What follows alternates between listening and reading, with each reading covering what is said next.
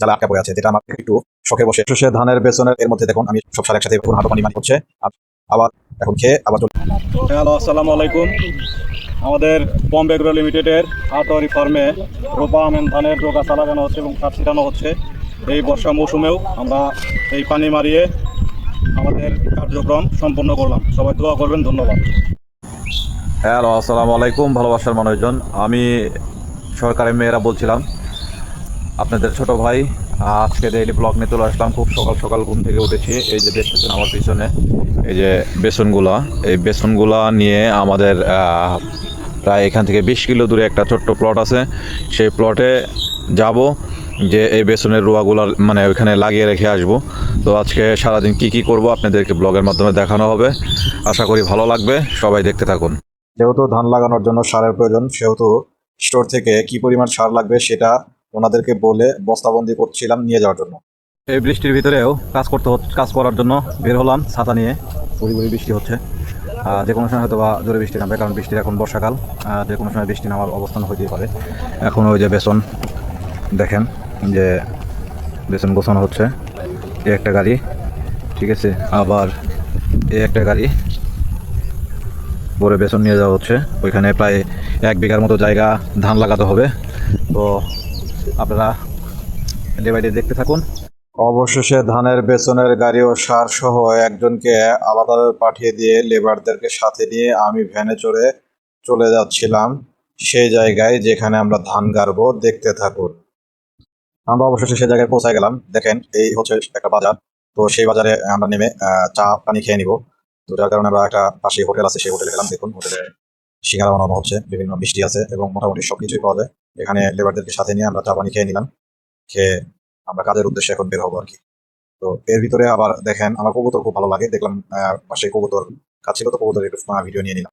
সেখান থেকে বের হয়ে কিছু দূরে মাঠ, তো আমি ছোট ছোট ভিডিও নিচ্ছিলাম। বর্ষা মৌসুমে সবাই পাট তোলা নিয়ে ব্যস্ত, পাট জাগ দিয়ে রেখেছিল, সেই পাটগুলো তুলছে এবং ঘরে সোনালি আঁশ নেওয়ার অপেক্ষায় এদিকে মাছ ধরার জন্য জাল ঠিক করতেছিল। কারণ বর্ষা মৌসুম যেহেতু, মাঝখানে রাস্তা, দুই পাশেই পানি, এই পাশেও পানি, দেখুন এই পাশেও পানি। দূরে ওইদিকে দেখুন সুন্দর একটা গুচ্ছ গ্রাম, যে গ্রামটা স্বৈরাচার সরকার থাকাকালীন গরিব মানুষের জন্য করে দিয়েছিল এবং ছোট্ট একটা মসজিদও করেছে তাদের নামাজ পড়ার জন্য। দেখুন, যাই হোক, সে কথায় আর না যাই, আমি আমার কাজের দিকে আগাই। তো এর মধ্যে হচ্ছে প্রতিমধ্যে একটা সুন্দর জিনিস শুট না করে পারলাম না। দেখি কারেন্টের তারের উপরে অজস্র পাখি বসে আছে। দেখুন কি সুন্দর যে লাগলো আমার। এটা শুট করার লোভ আমি সামলাতে পারলাম না, তাই শুট করে নিলাম।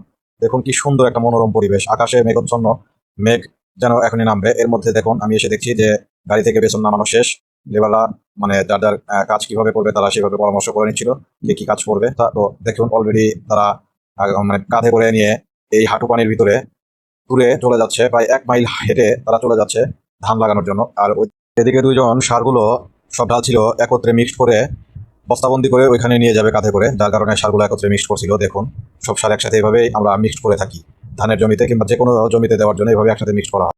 অবশেষে আমিও পানিতে নেমে গেলাম। দেখুন হাঁটু পানি মারিয়ে আমিও চলে যাবো। দেখুন একজন অনেক দূরে অলরেডি চলে গেছে, ওই যে মাথায় বস্তা সার। এই যে আরেকজন, সে বালতি দিয়ে সার দিবে, সেই সার সহ যাচ্ছে। আমি পিছিয়ে পিছিয়ে এই যে যাচ্ছি পানি মারিয়ে। দেখুন হাঁটু পানিতে এইভাবে যাওয়া যে কতটা কষ্টের, সেটা আমি খালি হাতে পায়ে যেই বুঝতে পারতেছি। অথচ তারা মাথায় কত বোঝা নিয়ে এবং বোঝাগুলো নিয়ে যে তারা গেছে এত দূরে, তাদের যে আসলে কতটুকু কষ্ট হয়েছে সেটা উপলব্ধি করার জন্যই আমি কিন্তু এখানে নেমেছি।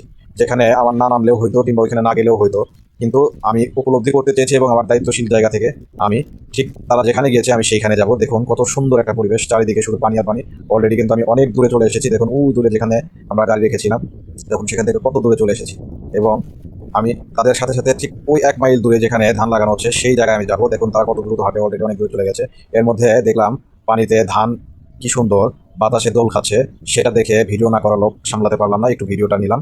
দেখুন অলরেডি আমি প্রায় চলে এসেছি। এখানে ধানের রোয়া গাড়া হচ্ছে। আমি দাঁড়িয়ে থেকে দেখছি যে তারা আসলে ঠিকঠাকভাবে কাজ করছে কিনা। এবং যে দেখুন সেই ভাইটি সার কিন্তু ছিটানোর কাজ সুন্দরভাবে করছে। দেখুন কি সুশৃঙ্খলভাবে তারা যার যার মতো করে কাজ করছে।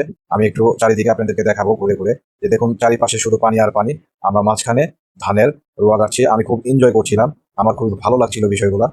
তো আমি আমার এই কৃষি কাজকে এনজয় করি, আমার ভালো লাগে, যার কারণে দায়িত্ব নিয়ে এত দূর আমি চলে এসেছি, যেখানে না আসলেও আমার হয়তো। দেখুন পানির কি স্রোত, সেটার একটা ছোট্ট ভিডিও শুট করে নিলাম আপনাদের দেখার জন্য। দেখুন পানি কিন্তু প্রচন্ড স্রোত, সেখানে এরা দোগাছা লাগাচ্ছে। এদিকে আরেকজন যে ভাই যে সার মিশালো, সে এসে এই অন্য একটা প্লটে ধান লাগাচ্ছে। তো অবশেষে আমরা হচ্ছে আবার ওইখান থেকে কাজটা সব বুঝিয়ে দিয়ে আমরা চলে যাচ্ছি। আমরা সেই রাস্তায় যেখান থেকে আমরা এই ধান লাগানোর কাজের ওই জায়গায় গিয়েছিলাম সেই জায়গায় আবার অলরেডি চলে যাচ্ছি। দেখুন যে এখানে হাঁটা কিন্তু খুবই কষ্ট, খুবই পরিশ্রম। এইখান দিয়ে হাঁটা দেখুন, যে কোনো সময় একটা দুর্ঘটনা ঘটতে পারে, যে কোনো সময় পড়ে যেতে পারি। প্রথম প্রথম আমার কষ্ট হয়েছে, কিন্তু এখন আমার অভ্যাস হয়ে গেছে। তো দেখুন যে পা কিন্তু যে পিছলে পড়ে যাচ্ছে।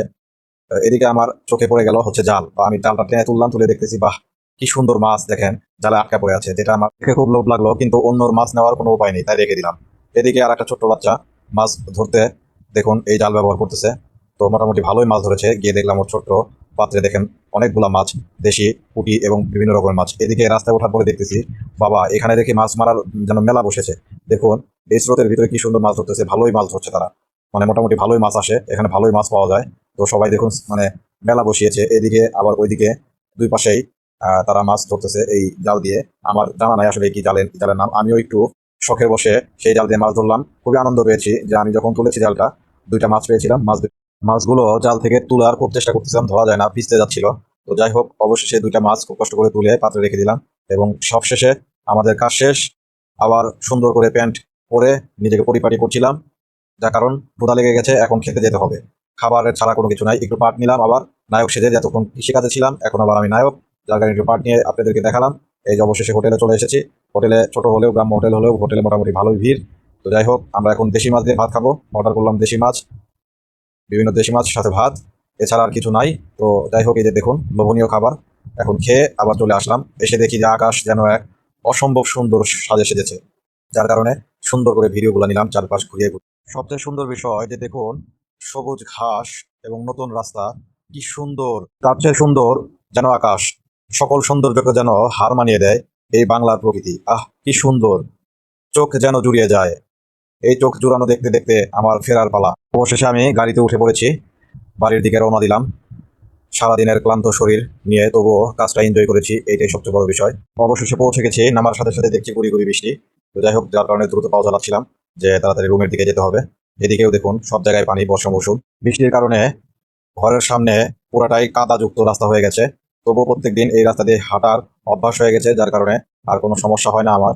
তো আমি চলে এসেছি আমার সেই থাকার জায়গা, যেখানে আমি থাকি। ওই যে আমাদের সেই প্রজেক্ট, যা আমি আপনাদেরকে ইতিপূর্বেও ভিডিওতে দেখিয়েছি। এই হচ্ছে আমার থাকার জায়গা।